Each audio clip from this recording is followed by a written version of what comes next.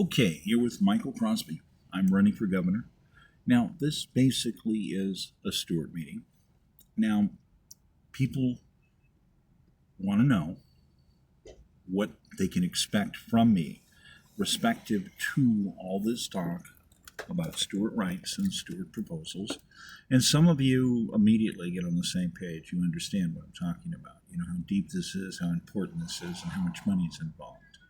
So I want to talk about this a little bit. Now, respective to California, there's a lot of different legal ways to look at it. Now, I'm going to address certain areas going back in time with California because basically we have people's lineage moving forward, and this is where we have the value of understanding who's in Group 1, for instance, that gets the $80 million worth of stock starting, and gets all these really neat governance powers and capabilities and opportunities, and will end up becoming part of the big, huge, for instance, software deal where everybody's going to end up getting an additional $4 billion worth of brand new cutting edge software. And there's a whole lot of opportunities beyond that. And then we have another group, it's Group 2. It cuts off those who were citizens before the close of World War II because we acquired yet again more lands. And there's a split. Group 2 is now splitting land collective value understanding with Group 1.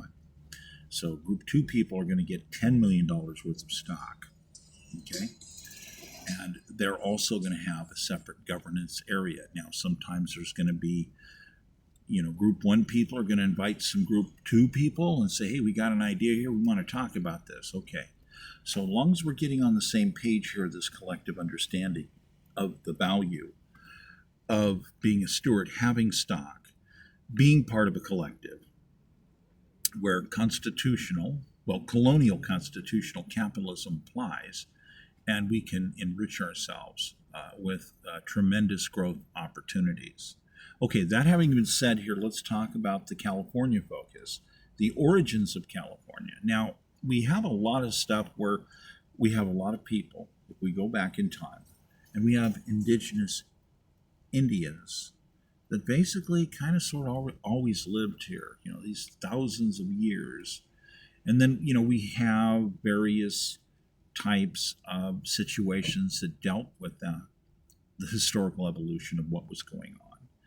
And you had fights, and you had times where parties had a vetting process, and in many cases they would not allow people to come up from the south because there was a problem with plagues. So this is something I recognize. I did some extreme research in some of these areas. Now, unfortunately, there is this reality that some people have basically stolen the archive, attacked the archive violently. This is a big election issue right now, extremely large issue. That having been said, I'm going on memory on a few of these items, and I know people are expecting to hear logical, forward-moving answers from me. So I'm going to try to deal with getting some of the troublesome items out of the way first before we talk about all the big, great opportunities. So as we have Indians that are indigenous, and at the time that California was basically going into statehood, you had about, I seem to find about 8% of people that were basically Mexican, Hispanic, and many of them were claiming to have part of certain land grants and whatnot. So these people would have been as though indigenous citizens from that aspect. Now, but I am going to have to say now that you have a lot of Indians that have made some claims and says, hey, by the way, we want this clear from the very beginning, say many of these Indians, that a bunch of people showed up and showed us documents and showed some of us documents, and we couldn't read them. They were in a foreign language. They were not in our indigenous language to this area. So we have no idea what it is that many of these people are claiming, nor do we necessarily recognize certain claims. Okay, that having been said, we also have some Indians to talk about. There were some different things that happened. I'm not going to go into all the different battles. I'm focusing on certain high points. We've got some claims that Indians are saying, hey, look, we had whole tribes basically massacred here. We're talking genocide, I'm going to just give a few more seconds on this. People going in, murdering every man, woman, and child, grabbing up babies and swinging them around and breaking the heads of children and little babies open against rocks and throwing these people in a pile. Okay, look, that could be a problem. Okay, and when you find these different types of historical sites where the evidence shows us that genocide occurred, these are items that have to end up being dealt with in some court, so to speak. So, I just want to let people know that I acknowledge that certain things did occur. Okay, so this means that some people might have problems respective to some of their claims. So because you got some Indians that are claiming that you had some of these Mexicans and white people, and they were committing genocide and stealing the prime land and invoking false documents and all this other stuff. So there's already been numerous court cases that have dealt with this, and many of these Indians have won. And so I'm just gonna say, that if somebody finds a genocide site in relation to somebody's big land claim, that's going to have something where the courts are going to be coming in and saying, hey, we got some people here, these cases need to be heard. Okay, now that having been said, I want to talk about the future, because right now, if we set that off to the side, okay, because I don't want to necessarily get involved right there. I'm acknowledging the reality that certain things did happen, okay? So let's set that off to the side for the moment, because those are things that require extreme investigation, litigation, and all kinds of scientific research. So anyhow, right off the bat, when I'm looking at the forming of California, we got numbers, okay?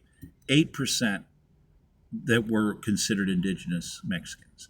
And you have a certain number of white people and a certain number of different people that were foreigners that were being respected as though citizens or indigenous, that were sliding in, being part of the deal, basically assisting in the forming of the state of California. Now, also, you've got the war claims, you got this other stuff.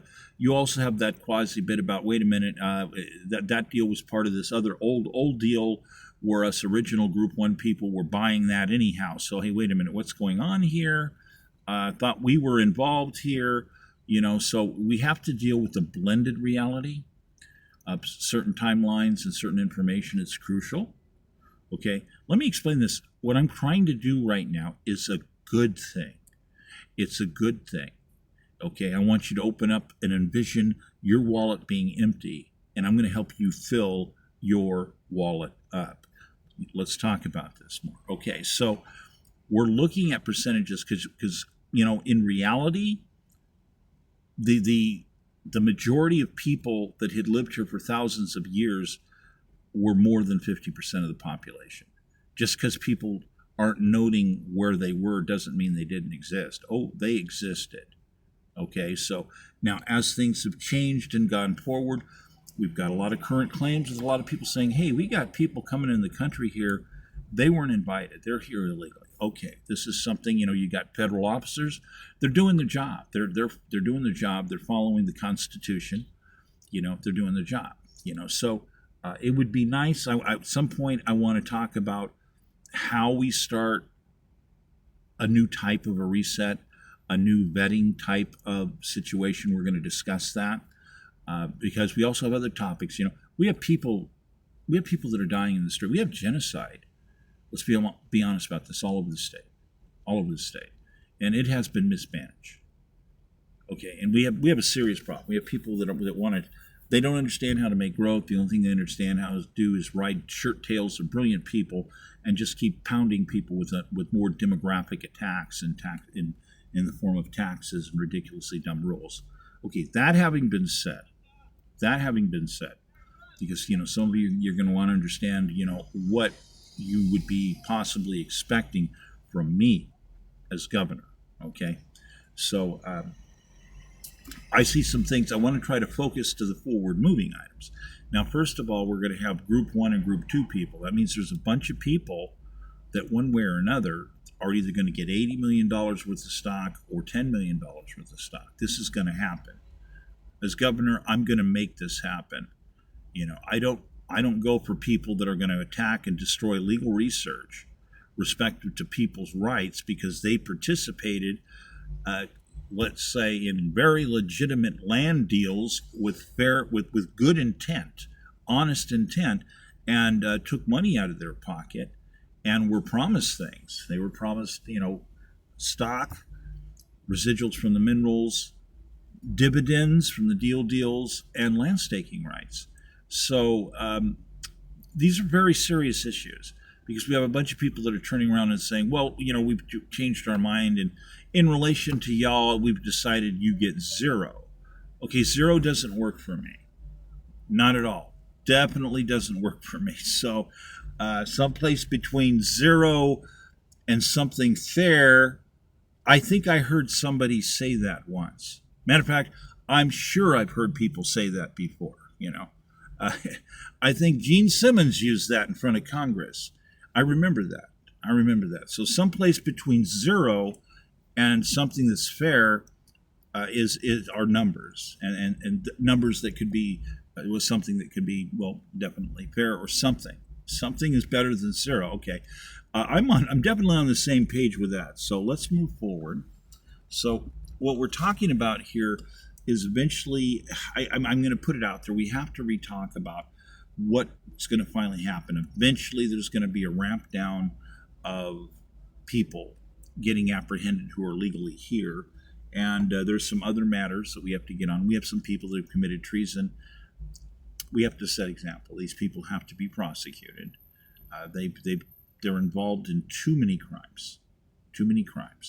And as myself, as somebody who's basically building archives to be able to do mass modeling, to identify when we have people who are not loyal to the Constitution, not loyal to colonial constitutional capitalism, people who are Marxist, declared enemies of the United States, of the world, etc. Same thing with socialists. And I've got a lot of lectures where I explain different things in relation to different historical documents and different intelligence research. So these things are real. I put that up on the table to understand if you want to know what you're going to expect to get out of me as governor and how I'm going to react and what I'm going to focus on. I'm going to focus on growth like never before. And I got a long list of things that are very good and forward moving, because modernization of the representative stock promises turns into something brand new. All of a sudden, we have a powerful governance mechanism with multiple groups that collectively are very wealthy. This is leverage, this is power. This is guaranteed growth power, guaranteed ability to make your labor bankable, to borrow money. To borrow money so you can build it wholesale. That's 70 cents on the dollar. Okay. And you get to pay yourself labor and your owner builder. You get a bonus and you get a labor out of that. So this is something designed by our forefathers, actually. It perpetuates. It perpetually keeps going continuously. Each year you can do it again and again and again and again. So we'll talk about that more. So we're talking about extreme growth options, but as far as my position on a lot of things, it's very simple. We have set numbers of understanding intake of people coming into the state. We have vetting processes. In order to vote, you're supposed to be loyal to the Constitution. This means you're a colonial constitutional capitalist. Why? We Stuarts set this up. We created this country. See, with my family, it dates back with some of my family basically having their own militia. Okay, so we fought for this country. We got wounded. Okay, we shed blood. Some of us died for this country. To make this country, we are the founders. So when people try to tell us what the Constitution is, we have to stand, some of us have to stand up and say, excuse me, some of you weren't there. We were there. Let me explain to you what the deal is, what the Constitution means. What it means is we keep our militias, and the government keeps giving weapons and helping to facilitate our militia aspects as we add new members. Whether we're doing something or not doing something, we're going to have stagnant years, But this is the way it is. And as far as the well-maintained militia, people are misunderstanding. These are creations of new objects. You see, there's a logic to it. And the logic is very simple. We created a federal militia so we could gain incredible wisdom of tactical knowledge. We wanted this, you see, because this is the way we advance ourselves. This doesn't mean that we're deactivating anything. We're the founders. So we're the stewards. So some of us fit in here in different places. So a lot of people are trying to make these strange law arguments. They don't know what they're talking about. They weren't there. They didn't participate. They don't understand that there were previous laws, previous contracts that as the Constitution comes into play endorses. So we have our compressed document, the Constitution, and we're on Constitution number 5, by the way. Now, so there's many things people don't understand, and these other people think that they can step up and do things, where some of us have historical documents that absolutely state, no, you can't do that. That's treason. If you do that, we put you on trial, and if you're found guilty, we kill you. That's treason, okay? No technicalities, no loopholes, okay? We still keep that right. As original militia people who made this, who made the Constitution, we're explaining to some of you people who are Johnny-come-lately and think that you can step in as a communist and somehow tell us what to do. Let me explain this. If you're not loyal to the program we created, you can't vote. You got no right to vote. So you need to shut your mouth and just hope that the good graces of the rest of us are going to be tolerant toward you. Because you don't step up and start threatening our people and inventing bogus laws, we're going to hold treason trials. We're not going to play games with you. As for judges, we got a lot of good judges out there, you know that. But by the way, we got some bad ones. Got weird stuff in their head, and they're not understanding the pre-existing documents, contracts, agreements that are a deal that can never be violated.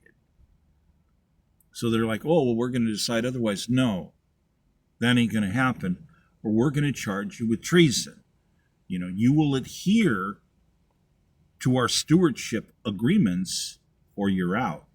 We'll take your citizenship away from you. We'll take your retirement away from you. We'll take your lands away from you. We'll take your house. We'll take it all away from you. This is not a game. And I don't want to see judges stepping up. I'll put you into a lie detector. We'll put you into an fMRI, bring some doctors in, administer some nice pharmaceuticals. Here's a 5,000 word list. Let's begin the calibration process to see who you are so we can scan your brain. We're going to record this. And if you're a monster, we're going to take those recordings and put them in a museum so we can bring our children and show them what real monsters look like. Okay, this is not a game. So some of these people need to understand. You're going to come after us, stewards, we're going to put your head in a donut. And we're going to see who you are. And if you're a Marxist, you're done. You're over with. Okay, we fought 2 great wars with the Royal German Empire and all of their little oligarch buddies. And I'm not even talking about the big bankers. Everybody immediately points to the big bankers. They don't understand about the hidden players that got away. See, we didn't exactly fully win World War I and World War II. And frankly, the expense, we shed a lot of blood and we put a lot of money in. We put a whole lot of money and a whole lot of work and a whole lot of time to keep repairing Europe and Europe's little problems, okay? And we don't want Europe's little problems to have these people who deliberately created communism and socialism as these were items faded away as some scholar's notion, and these people, the Royal German Empire, their spy mechanisms, their institutes, their departments, all this stuff, they got a hold of all the data. They traded drugs, they traded narcotics to people in universities, to doctors and medical associations. Okay, so they like it was currency. Okay, making it at manufacturing, wholesale, and trading it like it's a retail currency. Okay, to get a hold of all the data. They reworked the data and they used it to commit genocide all over the world. We got 180 million dead people. You know, Stalin, Lenin, Karl Marx, they were all verified on the payroll. They were spies. And they were on the payroll as syndicate members. In fact, multiple syndicates in some cases. You know, this is something people still don't understand. It's not properly taught in school. By the way, I'm going to change that. I'll change that. I got a lot of things that I'm going to do. Schools, oh, you do 13 years? Well, you should be ready to make $140,000 to $200,000 a year graduating high school. You're ready. Your labor's bankable as far as I'm concerned. Let's get some growth projects going. You can build wholesale. You're bankable. Let's do this.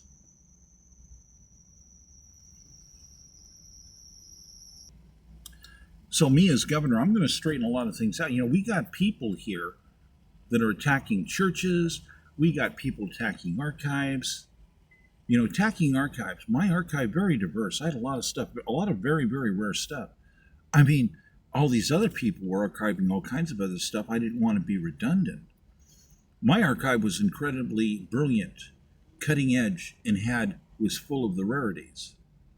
You know, and so when I have a full diversified understanding of all the different material that's in that archive and what I was setting it up to be available for at a larger scale level, and I'd have to keep dealing with these people who are attacking books, these book burner people.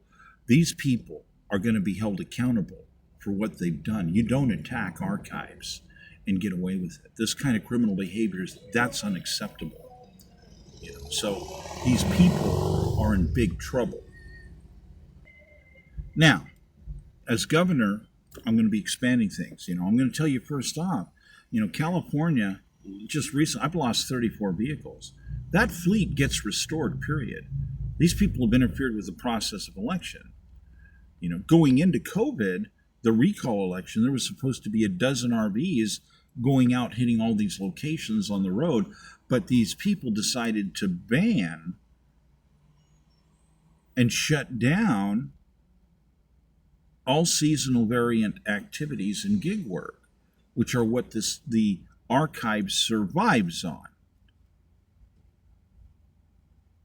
This is really bad. So that's going to get restored, you know. So, you know, the sheer fact that I'm a billionaire many times over is something that California is going to have to recognize, and the damage that they've been doing to the archives over the decades. The damage, those felonies that they've committed, these people must be held accountable. If they are not, some of these people are way, way, way into treason. They have to be held accountable, you know, and we're not going to accept them continuously participating in rigging elections as we have an ongoing rigged election.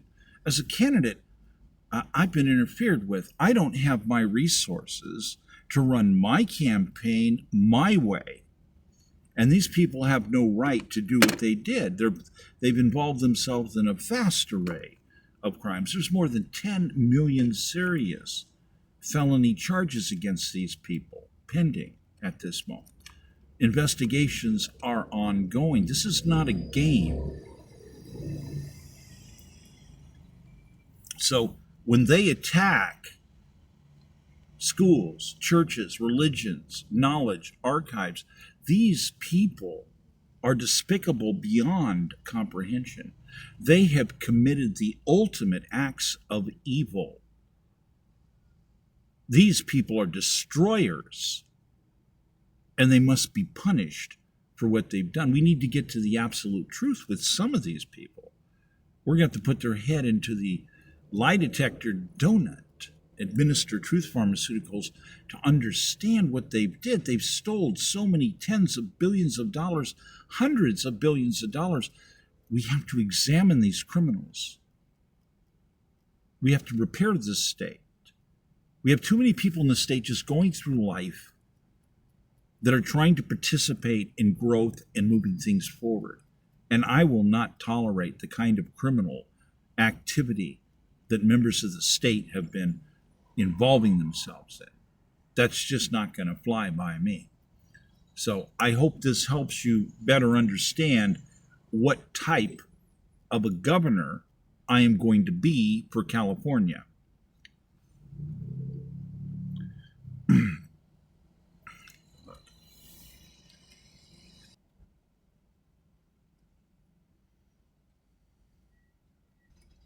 Okay, unfortunately, I've got some very important phone calls that I have to address right now. I'm going to have to get back to this later.